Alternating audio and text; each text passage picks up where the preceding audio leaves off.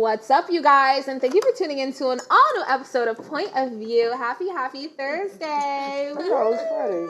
No, it's not always Friday. Get your days together. It don't make no sense. Well, it's a new day. It's a blessed day. And we got a good episode ahead of us, you guys. Now, whether you are a believer or not, you may enjoy this topic because we are touching on some common misconceptions about Christianity. Popular gospel artist Kirk Franklin recently sparked controversy on social media with his thoughts on single women over 35 and marriage. Kirk believes that marriage, giving, and sexuality have been weaponized in Western Christianity. Take a look at this clip. Sure. Don't be no 30, 35-year-old single black woman and go to the family reunion. All the older women are going to do them. They're going to look at you and wonder and question you and challenge you on what? Why you not married? Where your man at? Where your kids at? All that. Like it's a prerequisite for identity and value, that if you don't have a man, if you don't have kids, that something about you is broken. Do you understand how dysfunctional these messages are? Yeah. And how we super spiritualize these messages?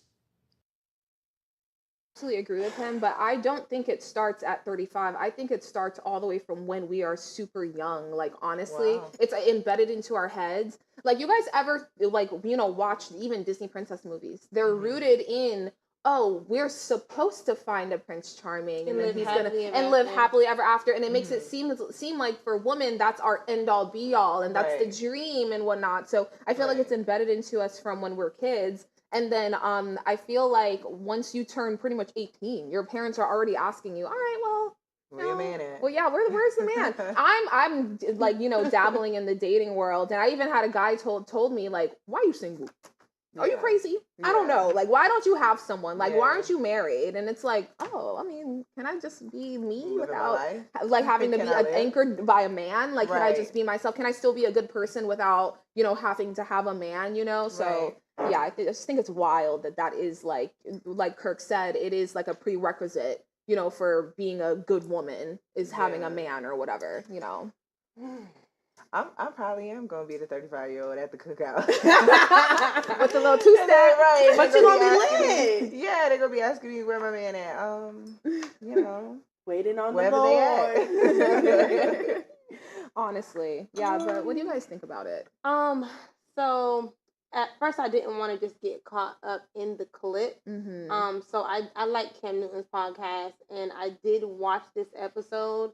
Originally, I felt like a part of me wanted to like come to the defense of Christianity, you know. But one, God doesn't need us to defend him, like, legit. Like, we just got to show up. He gonna do the rest, Right. But I do agree also with what Kirk Franklin said. Just getting the full context of him breaking it down, and he was pretty much just talking about how when him and his wife got together, they weren't really ready, or he wasn't really ready, but, someone at the church he was going to told him, like, hey, that other girl you're dating isn't your wife, this is your wife.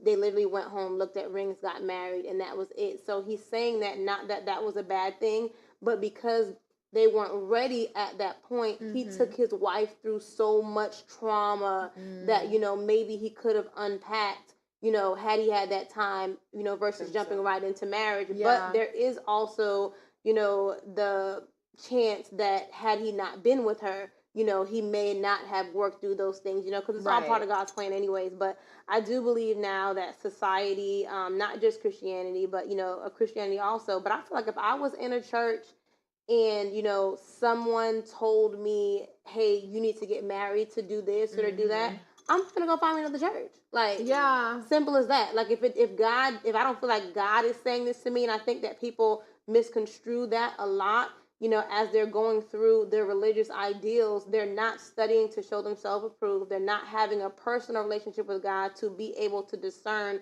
the voice of God. The Bible says that, my sheep know my voice, and the voice of a stranger will not follow. But because people tend to look for so much in church and people sometimes, they're following strangers. That's absolutely true. I so believe that as well. I think that Christians get so caught up in the scripture of when a man finds a wife, he finds a good thing. So they just constantly want to push that good thing onto people, and then also children, multiply. That's the goal, right? But essentially, it's just it puts this pressure, unrealistic pressure on people, and it makes people asking a question shouldn't be offensive. Yeah. You know what I mean? Like I'm a strong believer of take the good, leave the rest. Right. You know, so them asking a question, if you're 35 and a woman and you haven't had children yet, that could be a health concern. Like, yeah, at this point, can you, or are you trying to, you know what I mean? Like, because if you're waiting, some people want to wait till their career's at a certain place, and we were talking about the ladder. Oh, I want to achieve this goal. Yeah. But then you when you achieve get the it, goal, the then it keeps moving up, it keeps moving up, but then it just decreases your ability to have kids. And I think that's one part. And then also with the marriage, it is true when you go to church and you see leaders, they're all married. Yeah. The youth leader, the pastor, like it's like this, it's almost like a prerequisite, this requirement to you must be married, but at the same time to like set an example. But at the same time, I listened to this podcast, it's Doing Life with Ken and Tabitha, and they're a Christian couple. Yeah. I love them down, right? But they said that they have been married for 25 years, and the last 23 years of their life has been amazing. Yeah. I was like, and so it was rocky. So he's saying the first 2 years they just rushed into this, thinking that okay, I'm a Christian. He's a Christian man. I'm a Christian woman. I want to be in the church. You know, that's what I have to do. I'm supposed to do this. You know, so they rushed into it. In the first 2 years, it was horrible. It was torture. The church, I find the church does sometimes force marriage onto people. My sister, you know, with her ex, they were going to this church, and she said that they were always in his ear saying like, hey, when are you going to marry her? You guys like live together, you know? And even almost everybody in the ministry, if they're dating someone, they usually marry within like a year or two. But Kirk did touch on this as well. Take a look at this clip. Do you know that there are some people, I have many friends that were in ministry at church, and the church has told them, if you're going to be in ministry, you can't be single. We're not going to let you work with the youth ministry if you're single. You can't do this if you're single. And so what people do, they quickly get married, thinking that they're fulfilling God's will for their lives, but they are fulfilling man's dogma. It's man's dogma. It's like a ideal, you know, set by man. Yeah. That they're trying to prove that this is like irrefutable. This is what you have to do. Yeah. Okay. Kind of like the fairy tale, like, you know, dogma, like, oh, you have to find your Prince Charming, and then this is just the way. Like, this is just the way, and this is the ultimate goal that we should all reach. Okay. You know, so that's pretty much what it is. Honestly, I don't see anything wrong with marriage and pushing people into that. Because eventually people do need a little bit of a push. Yeah. If a lot of people that come to the church are coming to the church for healing and direction, and a good direction. Now, I'm not 100% like, oh, don't push them into marriage. Now, should we guide them and be like, because at the end of the day, I am a strong believer of a family must be whole. Yeah. Don't come like, you know, to be a godly family, you must do the right steps. My aunt told me, for me and my relationship, you know, we need to be doing the right things. We have a child. We have lived together. Marriage is like the next step. And so we are getting the right push because that's what we're supposed to do. I don't think that's a push. I think that's a guide, you know, because sometimes in church, I do find they are super, super pushy. And I'm not going to lie, even as a woman, I don't want a man to have to be pushed into proposing to me. I want you to want to do that. You know what I mean? I don't want the church to like have to put a bug in your ear for you to like have to ask you like, when you gonna marry her? But it's not a push, and it's sometimes they need that bug. Sometimes they need good information. And then in my mind, that's guidance because you were already in that direction. I'm just going to show you how to get there in the healthiest way, you know, rather than like, you know, pushing you in that direction and then guiding you. I feel like it's more healthy to like, you know, I don't know. That's my opinion. Yeah. I get what you're saying. But I think, you know, playing off of what you both were saying, you know, a little bit, Janiyah, too, I think that there isn't necessarily anything really wrong with, you know, that kind of guidance or kind of like, you know, helping people to do what is, you know, I guess the biblical structure. But, you know, even in, and Kirk Franklin said it, you know, too, that something he said about marriage. The Bible said that marriage is a necessary distraction, but the Bible also says that it's better to marry than to burn. So I feel like a lot of churches are trying to help people because they know, hey, if you guys are living together, 10 times out of 10, 9 times out of 10, for the ones that want to act like they're not the 1%. Right. But, you know, they're not being sexually active, or they are being sexually active. And so they're saying, you know, in that aspect, we already know what's going on, and we don't want this to be the thing that if you're doing everything else, you're coming to church, you're being diligent, you're, you know, having a personal relationship with God, for this sexual thing to keep you from going where you're trying to it's like you might as well like get married if you're happy. Yeah, if you're all gonna do all that. Right, exactly. If you were doing all that, you might as well, for sure. Yeah. I just like, I don't know, I just hate the pressure that is just put on women, you know, just to get married. It's as if like, I mean, I would love to be married one day, don't get me wrong, but like the pressure on women who probably don't even care to be married, you know, you can literally live a happy life unmarried. Single. Yeah, you can live a happy life single. You can live a happy life, like, you know, thotting and bopping if you want. But, oh Lord, yeah, you might not go where you're trying to go, but you can be happy. Gonna have a great happy. But you know what I did want to say? You know, touching on you know, women being, you know, 22, 25, 35 and not having children, in society putting pressure on them.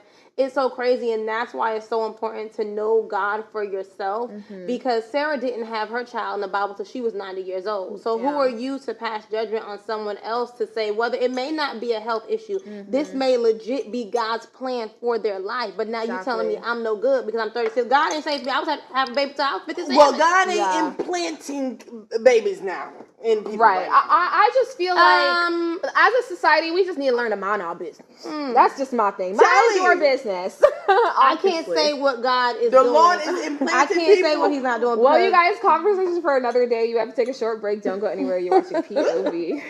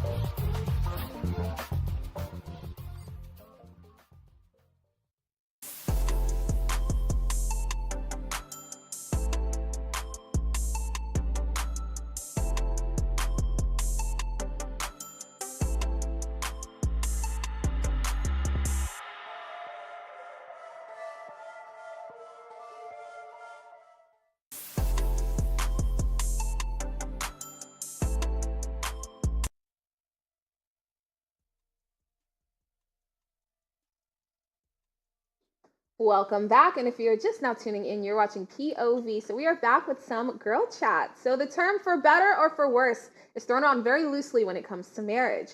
Here's an interesting scenario. A woman's fiance says that he needs $250 whopping $1,000 to finish paying off his criminal fees from a previous domestic violence case before the two can walk down the aisle. Take a look at this clip. With me and parole and still paying restitution, it's an astronomical amount that I have to give to them in order to make sure I'm off. And we're talking a little under 250,000. Christian is on probation from a case 10 years ago that is still affecting his life. I knew about the restitution since day one. However, I didn't know the number. We have this extravagant wedding that is going to cost somewhere near that. So for context, this is a clip from the hit show Basketball Wives, VH1's hit show Basketball Wives. What's her name again? Jennifer.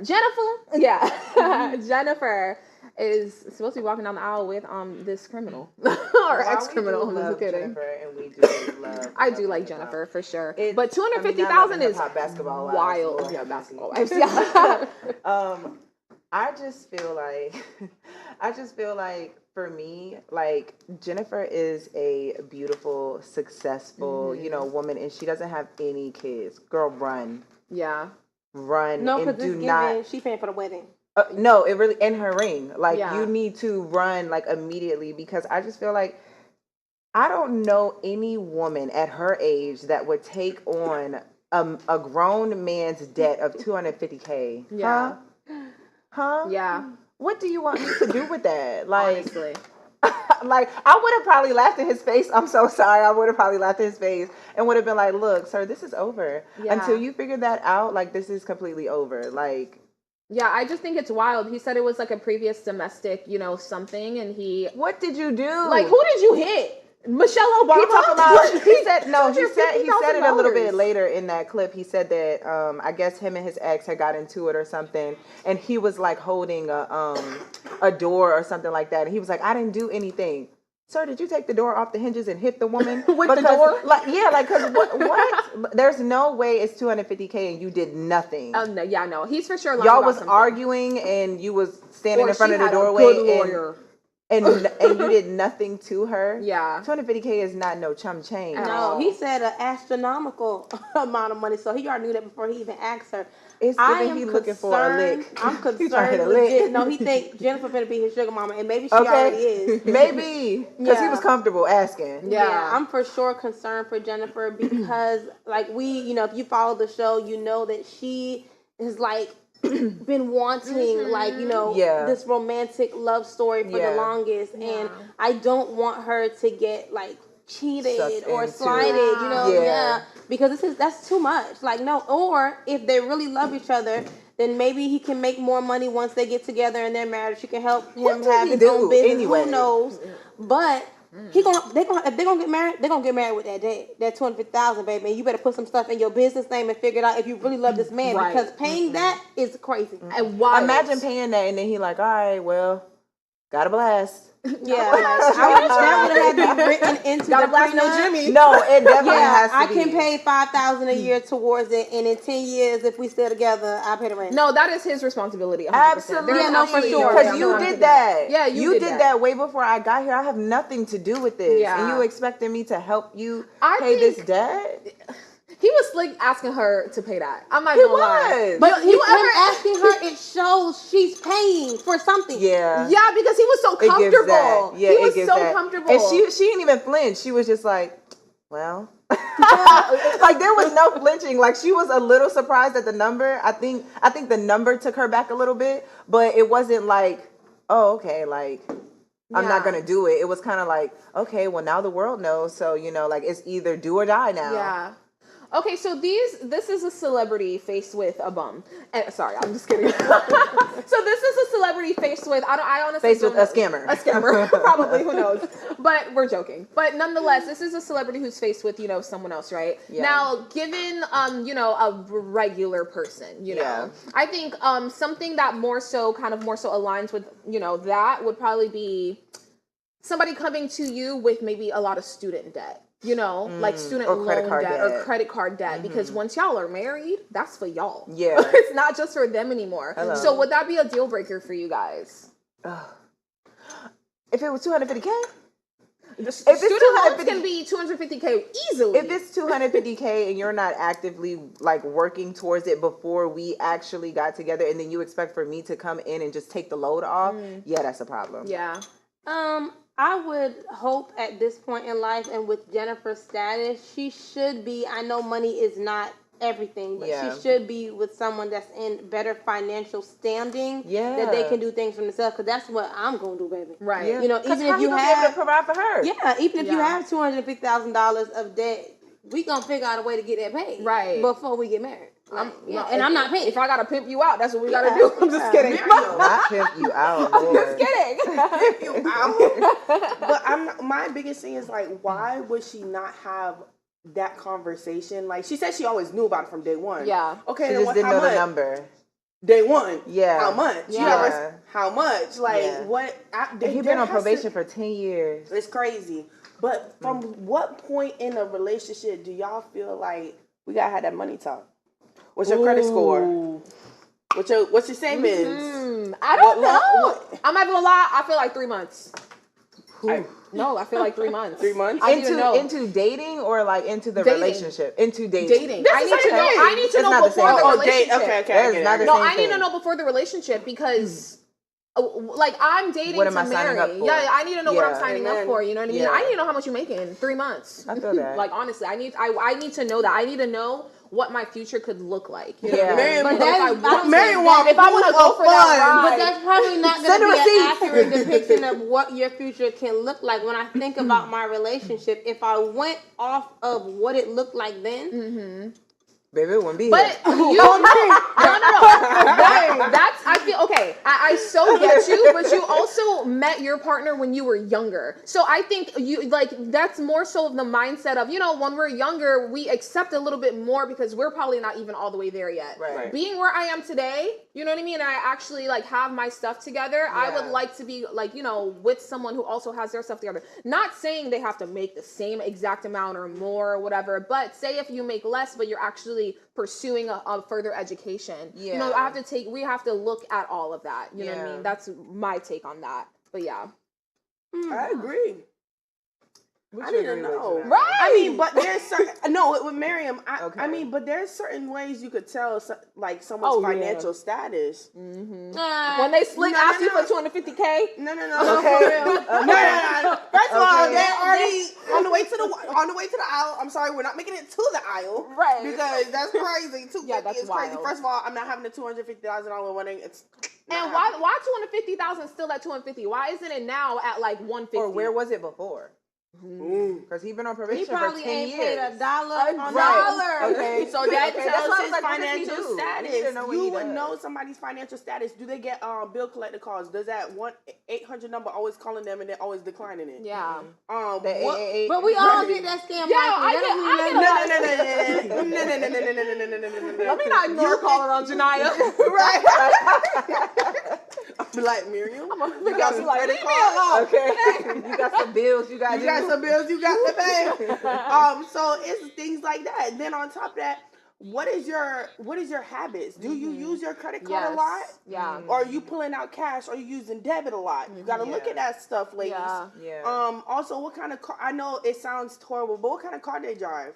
Because Oh. No. Italians Listen, not I agree. having it. I don't care. No, I don't so care. what I want to know I don't care. if someone is don't like, care. if someone is not in a super great financial standing, does that necessarily equate that you can't trust them in other areas of No, life? that they can't. That they probably You shouldn't can't trust be them with your dating because finances. They can't court you.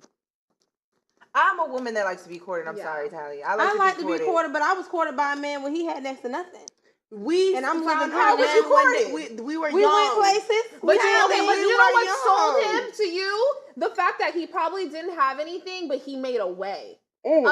This man ain't even making a way. He's not even trying. He's just standing there like, There is no way. Can I have a little That cup. No, he holding the plate that you pass around at church, the offering plate. shaking it. He's shaking it real hard. Please help Oh me. my gosh. But no, I honestly like pray that what was her name again? I'm sorry. Jennifer. I honestly pray that she's not falling victim to, I mean, in the first segment, if you guys missed it, you can, catch the reruns. But fall victim to what Kirk Franklin was saying earlier, women who are over 35 and they feel like they have to get married because of the They need a social relationship. dogma. Exactly. I Yeah. hope she's not like saying, oh, well, I'm this age and my, biological clock is ticking. She And probably this is want the man in kids. front of me. So let me just like make it That work. ain't no man. That's a boy. It is a boy, girl. That's But that's no, his son. he legit is a boy because I think he is way younger than her, and the fact that it was 10 years ago, he's given maybe 28, so that probably was 18. Oh, see, we didn't think about Before that. he considered a bar.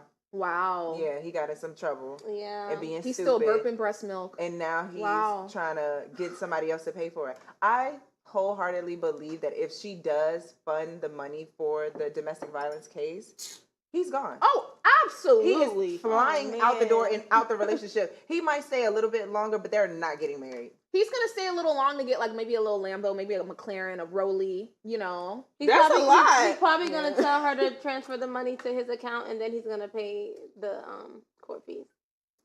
Oh my goodness. I just don't understand how successful women are not finding these successful men. Like, what happened to you looking? Why can't we get a Rihanna and a Rocky? I don't know. It's like once once women become successful, the successful men hide. I don't know what happens, but you know they run away. Oh, she's shining too bright for me. Well, I don't know. I hope it works out for Jennifer and her future, husband, future ex-husband. But you guys, we are running out of time. Catch us back here tomorrow here at Afro TV. Bye.